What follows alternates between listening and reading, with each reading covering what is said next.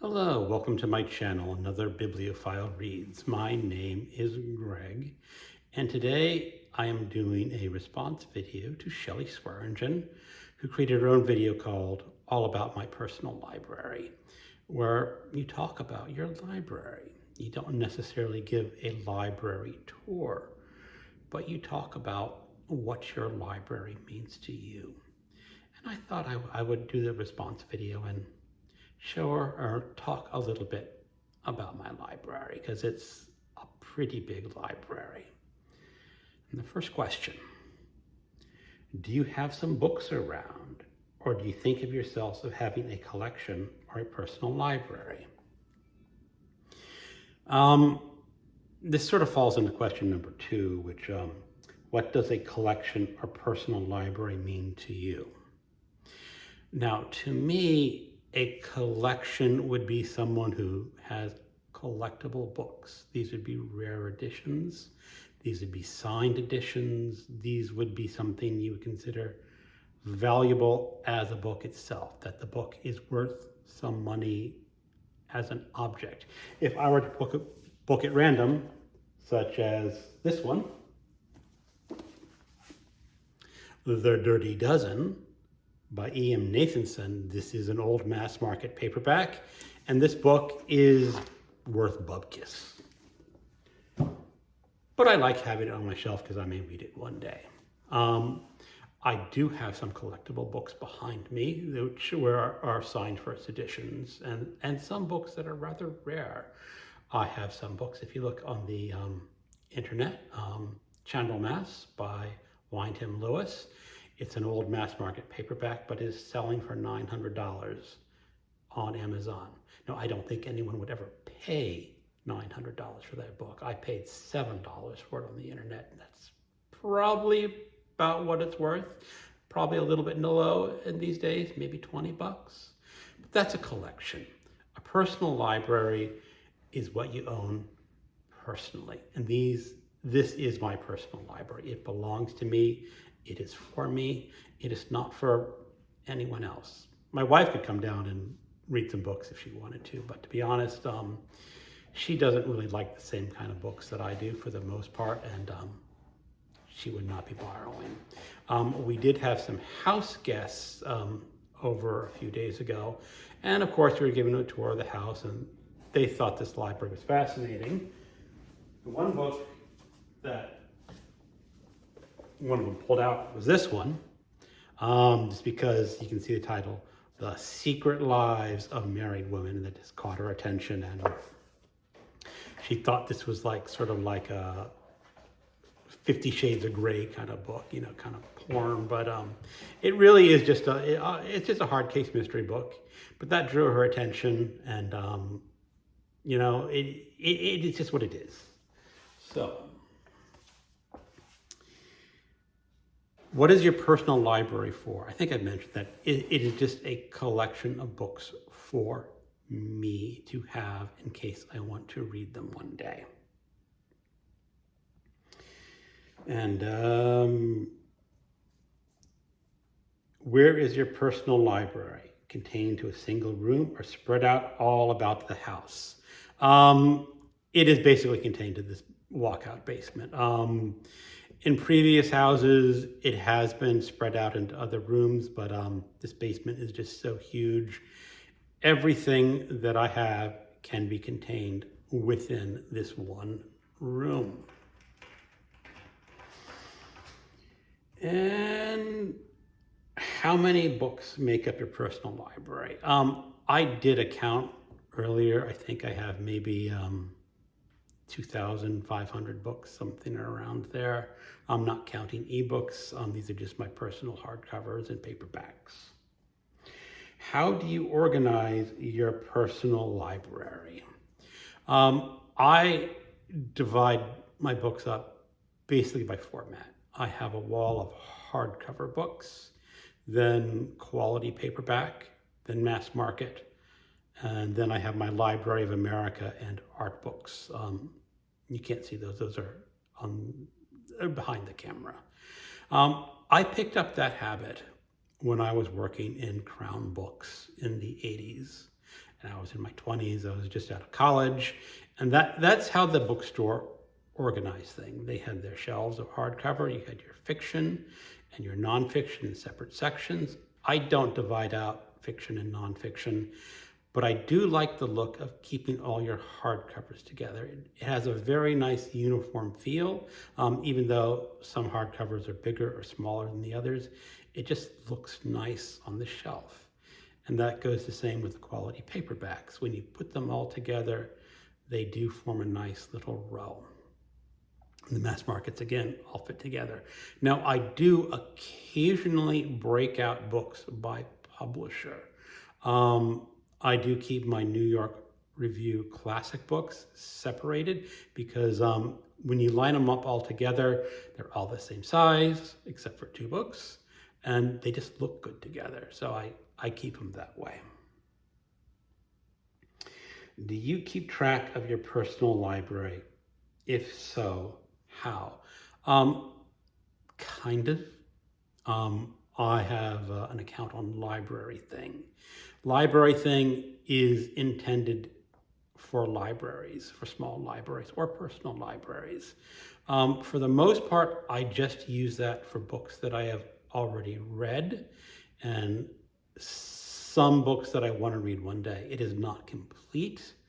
It would take a very long time to enter all these books into the Library Thing, mostly because a lot of them are old and the data that they pull from is imperfect, or just they say inexact. You can usually get some information by putting the ISBN, but it's often missing data. It might be missing the cover art, or it might be missing the translator or whoever wrote the introduction. And I get kind of fussy when I import a book and the data is incomplete. So a lot of my older data would just be incomplete, and that's one of the main reasons why I don't have it all entered into that. But librarything.com is a very excellent alternative to Goodreads. It is not really a social app. It is just an app for maintaining your library.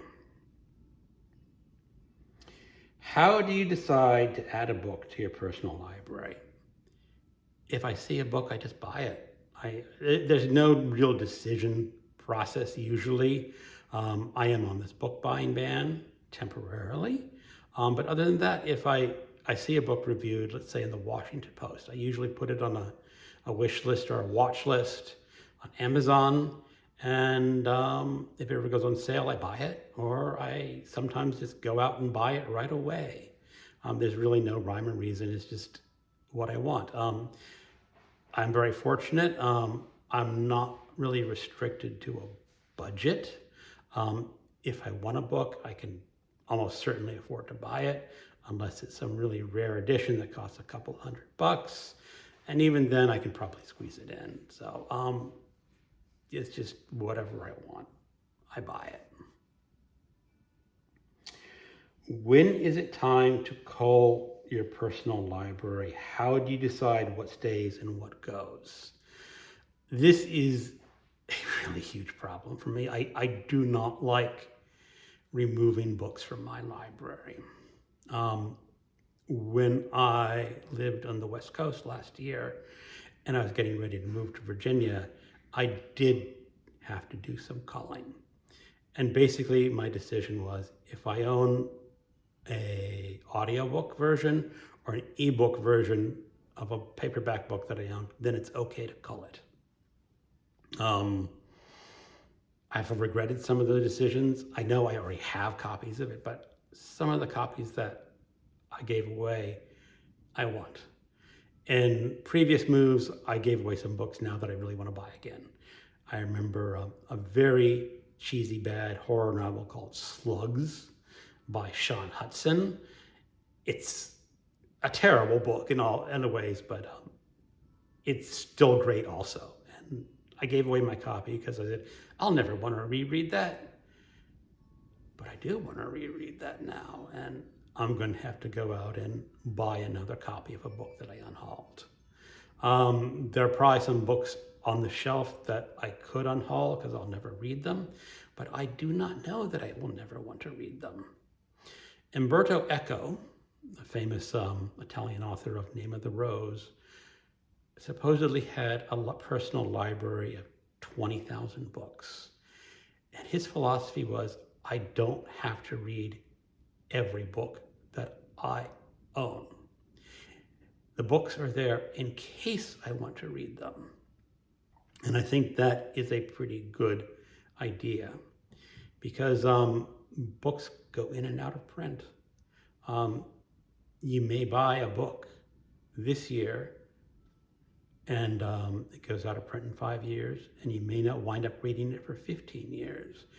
But after those 15 years elapse and you want to read that book may not be available to you because it's out of print.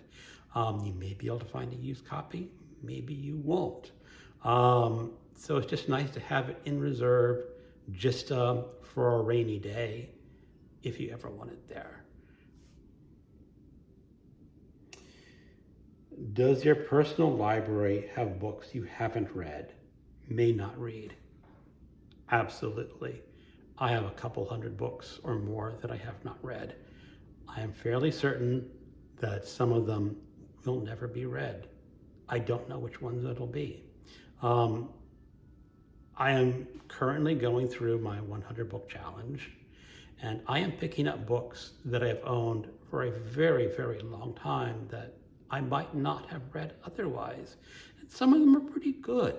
So it's always nice to have those in reserve. What do you think about the idea of a zero TBR? It's just not a concept that I would ever follow. I am totally, happily content having books that I have not read or maybe never read, or just sitting on that TBR for years and years. It's a concept for other people, not me. How do you feel towards your personal library? I really like my personal library. I think it gives me character. Some people collect classic cars. Some people have motorcycles. Some people like to go sports memorabilia. I have books. If I didn't have books, I would be someone else entirely. I wouldn't be on BookTube talking about my library. And that is essence about my library. I know in a previous tag question, someone asked, what do you intend to do with your library once you die? I don't know. I'm certain I could find someone who would take it off my hands. I could try to sell it. I wouldn't get a whole lot of money, and the effort of selling a library. Oh, there's my little three-legged cat in the background. His name is Pip. Let's see if he walks around. Hey, Pip! No. The door to his litter box room is shut for this video, so I think I need to shut down this video pretty soon and open the door for him. Well, thank you for watching this video. Have a good day. Goodbye.